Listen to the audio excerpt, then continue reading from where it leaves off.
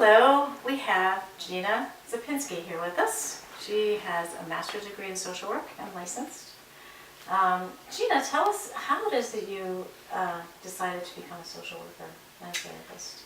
I took social work when I was in undergrad school, and then I went from, but then I became, I was in education for like 30 something years, almost 31 years I was in Indian education.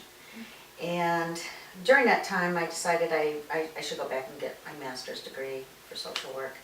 And never really expected to use it, just went for the degree just because.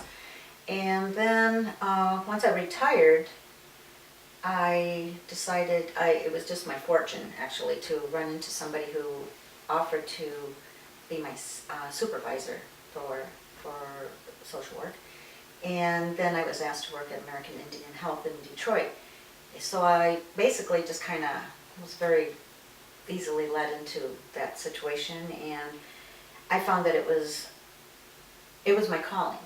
Like after all those years of working with Native people, I was still working with Native people again, and I basically continued to do it and found that this is really what I want to do. Okay. All right, beautiful.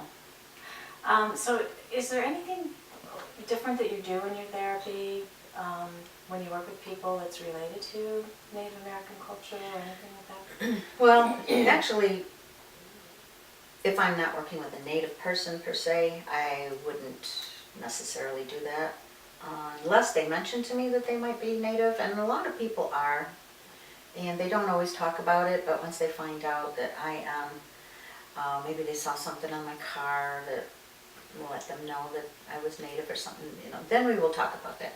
And I have found that a lot of people are very interested in searching their background and their ethnicity, and so a lot of that comes into play. Some people are very, very proud of that. You don't usually find people who aren't Native talking so much about what their culture. And so that will come into play, and I do ask them, how far they would like to go with that, if they want to know about different types of traditions or cultures or things that we use.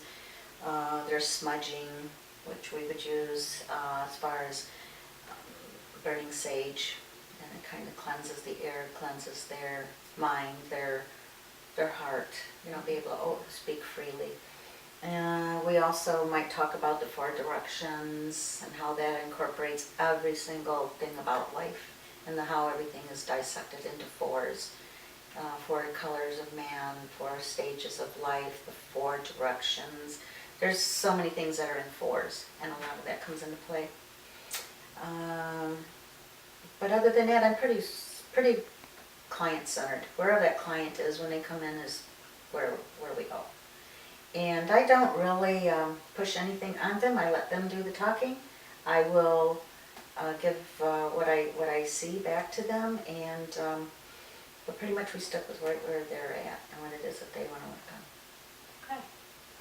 Well, it sounds wonderful. Is there anything else you'd like to say? Well, I like to work with women, and particularly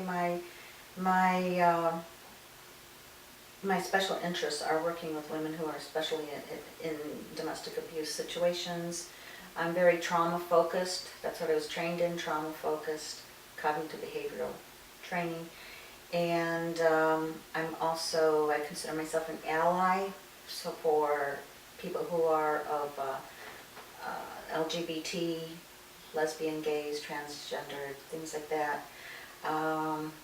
Those are my particular interests, and that's who I sort of tend to draw towards them.